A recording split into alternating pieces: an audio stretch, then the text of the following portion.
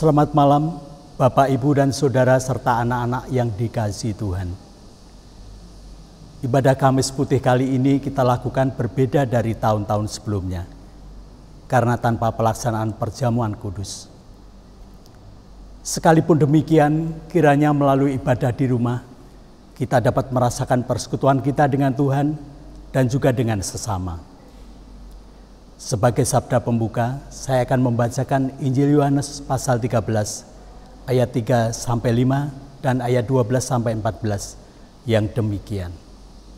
Yesus tahu bahwa Bapanya telah menyerahkan segala sesuatu kepadanya dan bahwa ia datang dari Allah dan kembali kepada Allah.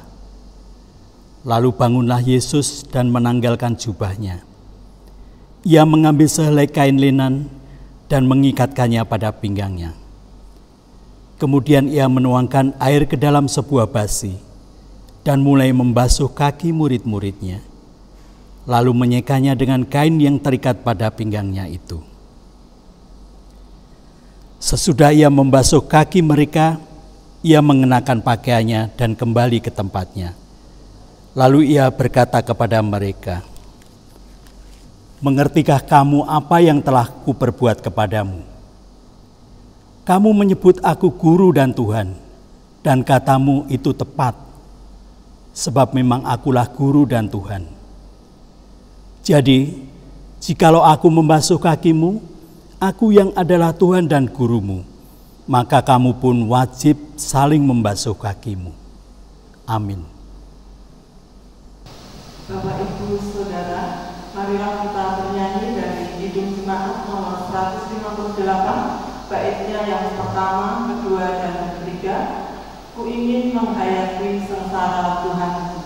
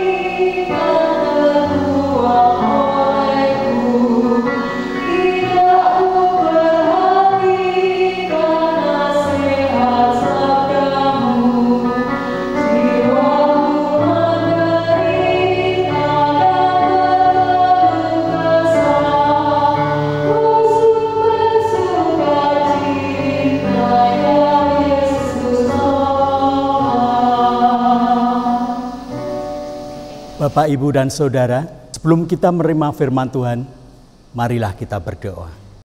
Tuhan yang Maha Kasih, saat ini kami hendak membaca dan menerukan firman-Mu. Kiranya Tuhan memberkati kami sehingga kami dapat mengerti dan melakukannya dalam hidup sehari-hari. Hamba-Mu Pendeta Kriswoyo yang akan mewartakannya, kiranya juga Tuhan berkati, sehingga apa yang disampaikan sesuai kehendak-Mu. Dalam nama Tuhan Yesus Kristus, doa ini kami mohon. Amin. Saudara, bagaikan bejana yang siap diisi oleh air, demikian hati dan pikiran kita juga siap untuk menerima firman Tuhan.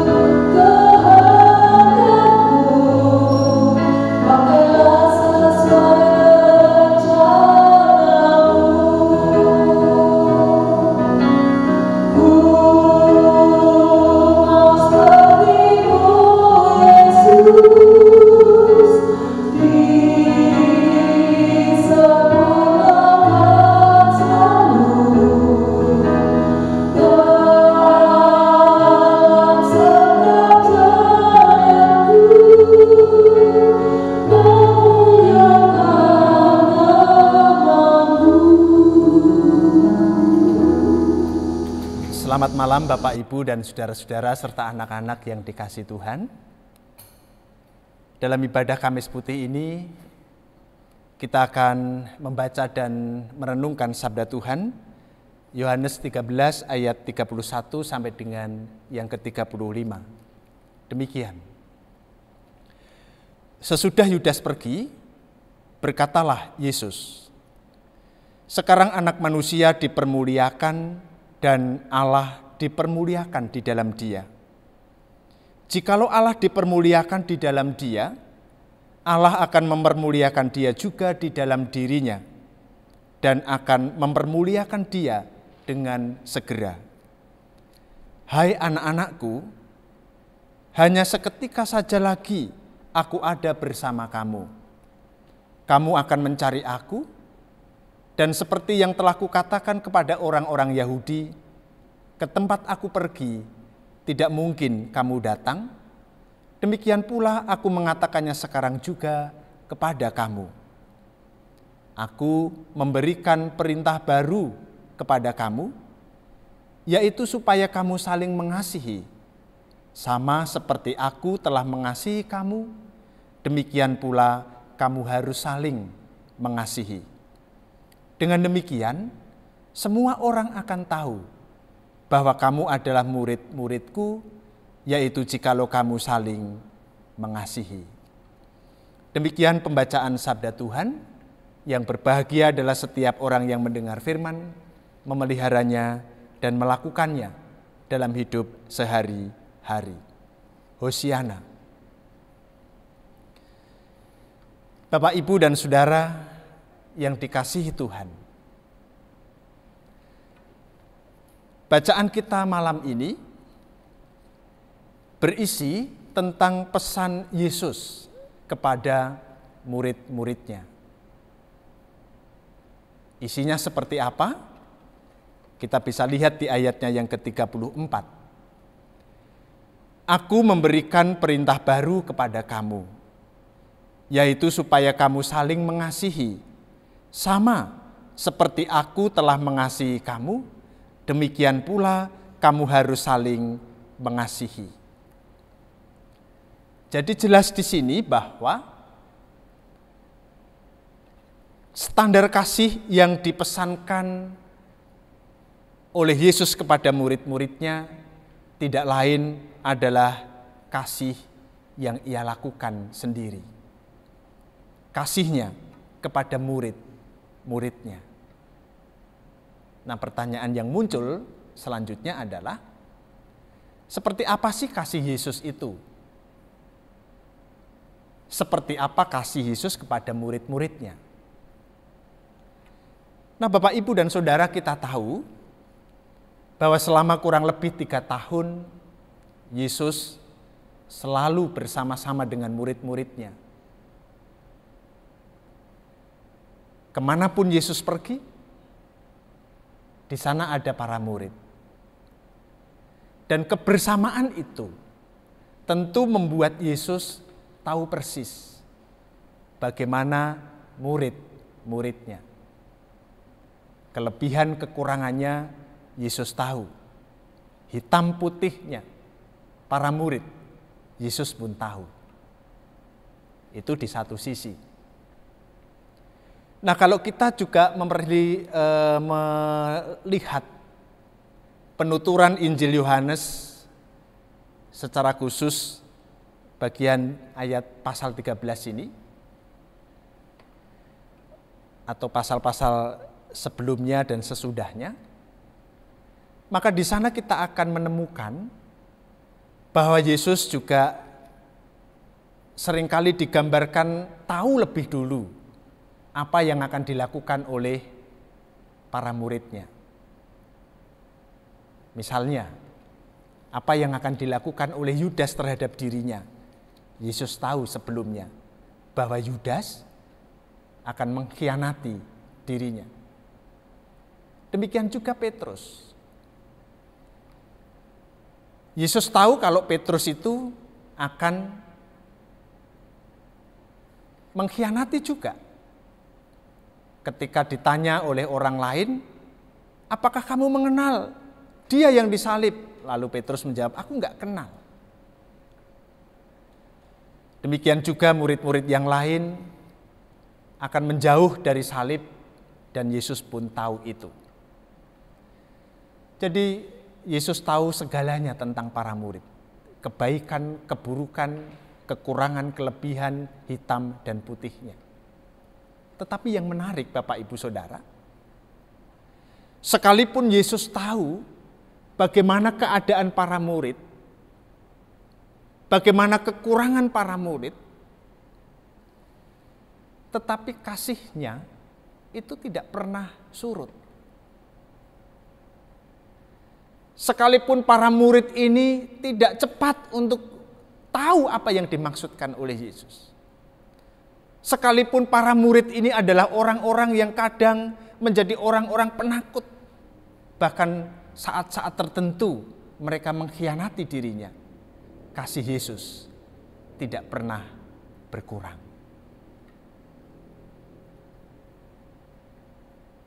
Jadi kalau disimbolkan, seperti apa sih kasih Yesus itu? Maka dapat dikatakan bahwa kasih Yesus adalah kasih yang tulus. Kasih yang rela berkorban. Kasih yang mau mengerti. Kasih yang mau mengampuni. Dan kasih yang demikian itulah yang dipesankan dan diberikan kepada para murid untuk dilakukan. Nah, kira-kira menurut Bapak Ibu Saudara, para murid dapat melakukannya tidak?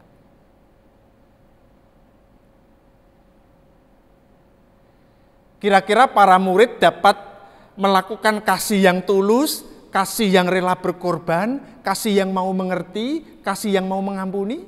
Kira-kira bisa enggak? Oke, saya ingin tanya kepada Bapak Ibu Saudara. Kalau Bapak Ibu Saudara dan saya, kira-kira bisa melakukan tidak?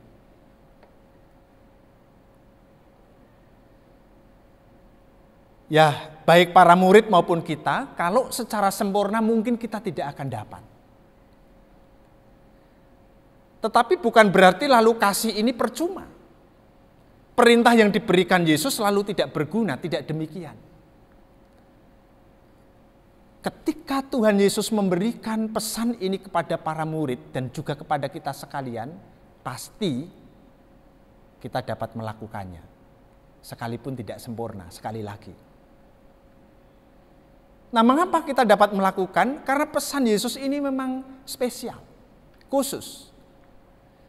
Bahwa kasih itu dilakukan di tengah-tengah kelompok yang kecil. Kalau para murid, ya kasih itu diwujudkan, dilakukan di tengah-tengah kelompok mereka. Kelompok yang kecil. Kalau kepada kita sekalian juga sama. Kasih yang tulus, kasih yang rela berkorban, kasih yang mau mengerti, kasih yang mau mengampuni, ini juga dapat kita lakukan di tengah-tengah kelompok yang kecil, kata Yesus. Di tengah keluarga misalnya. Kita dapat mempraktekkan itu dan mewujudkan itu. Kalau para murid di kelompoknya, kita di keluarga kita atau di gereja kita. Nah, kalau itu dalam ruang lingkup yang kecil, maka itu akan sangat mungkin untuk dilakukan. Dan itu yang dipesankan oleh Yesus. Hendaklah kamu saling mengasihi di antara para murid. Kalau bagi kita di tengah keluarga dan juga di tengah persekutuan. Sangat mungkin untuk dilakukan. Nah, oleh karena itu Bapak Ibu Saudara, melalui pewartaan firman hari ini kita diajak untuk melakukan sabda kasih ini, mulai dari kelompok kita yang terkecil. Sebagaimana di kelompok para murid, kita lakukan kasih ini di tengah-tengah keluarga kita. Di tengah-tengah gereja kita. Di lingkungan rumah kita yang terkecil. Tetangga kiri kanan, kita praktekkan kasih ini. Dan perlu kita catat, yang kecil itu tidak lalu berarti tidak punya arti. Kata Yesus, yang kecil itu punya pengaruh yang luas. Makanya di dalam ayat terakhir dikatakan, dengan demikian semua orang akan tahu bahwa kamu adalah murid-muridku, yaitu jikalau kamu saling mengasihi. Bermula dari kelompok kecil. Dan itu akan punya pengaruh yang luas. Oleh karena itu mari kita lakukan, kita wujudkan, kita praktekkan pertama-tama di tengah-tengah keluarga kita. Siapa yang memulai? Yang memulai adalah setiap kita. Dan kalau setiap kita memulai, maka saling mengasihi itu akan terwujud. Dan dunia akan tahu kita murid Yesus. Tuhan memberkati. Amin. Mari kita masuk di dalam doa.